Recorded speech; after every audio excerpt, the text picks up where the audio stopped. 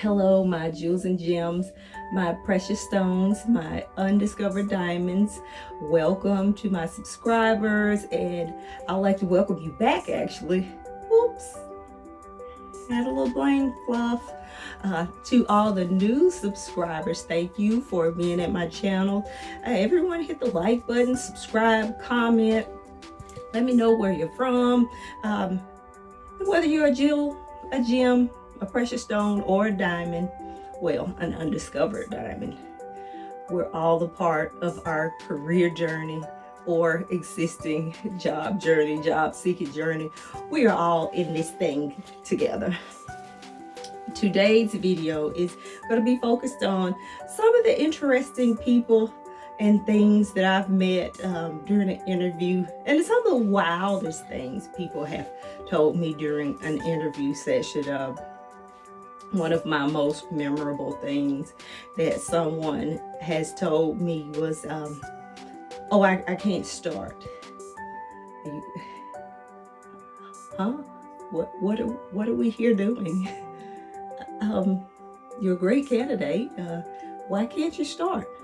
You have vacation that's planned, or a trip, or do you have to put in a 2 weeks work?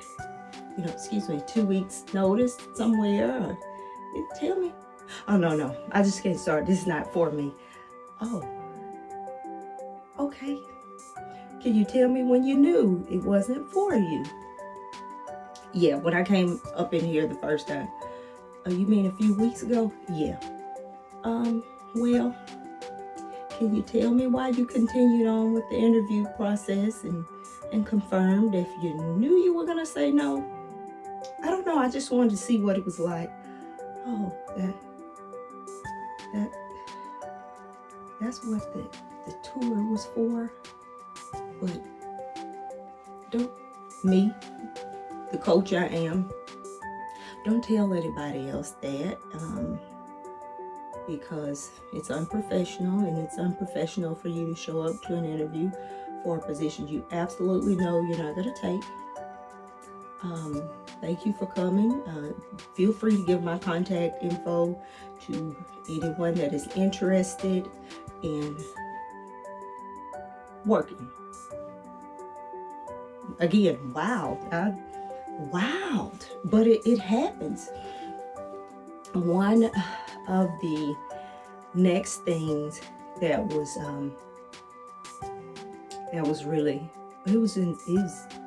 this one was interesting. It was an entry-level position, of course, manufacturing environment, and a candidate, I asked, hey, why are you here? Well, really, I don't need this job. Oh, let me clutch my pearls. You don't need the job.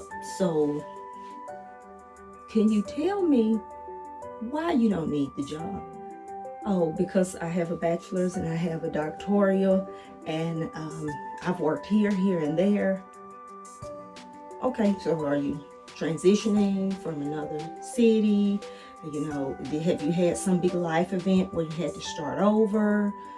Well, tell me what's going on that brings you here now. Because I could be somewhere else. I don't need this. Thank you for coming. I appreciate your time. Thank you. It's okay. We don't have to finish. And they, wow. And I never did get the reason why. Never did.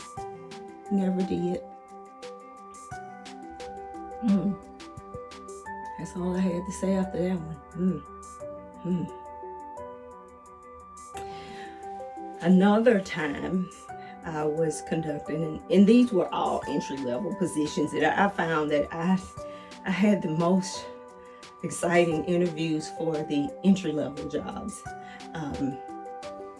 I had another candidate that came in, and they were really excited about starting, and hey, okay, so hey, when do you want to start? I have to move and I have to do this. And after I helped so-and-so with this and that, it was, honey, they had to get the groceries. I heard everything in the world on why he couldn't start. And to the point where I liken it to cooking a meal from scratch, because that's what we do down here in the South. I liken it to that. He had to go and make the list of groceries to buy after he checked the pantry and the fridge to double check and make sure he didn't buy 2 things that he already had. He had to gas the car up. He had to change a tire on the car because he couldn't just go to the gas station. He had to change a tire on the car. Then when he finally did get to the grocery store, they were out, so he had to go to 2 or 3 or 4. I mean, I likened it to that. Then when you finally get all the food, you start baking, you realize you have no plates and no utensils to use to eat. I mean, he went on a long list. And I never mistreat anybody. I listen because it teaches you things about candidates. And plus, I'm going to coach you through it. I'm going to coach you through it because I feel it's my obligation to coach you on what not to do in that moment, so you don't waste your time and someone else's. So after he explained how he had to go around the mountain, I just told him, hey, look, take care of your business. Give me a call when you're ready to work. I can work with you then when everything's settled. Give me a call. I never did get that phone call. I never got the call. So I figured he, again, groceries, meal from scratch. He's probably still in the store. Yeah.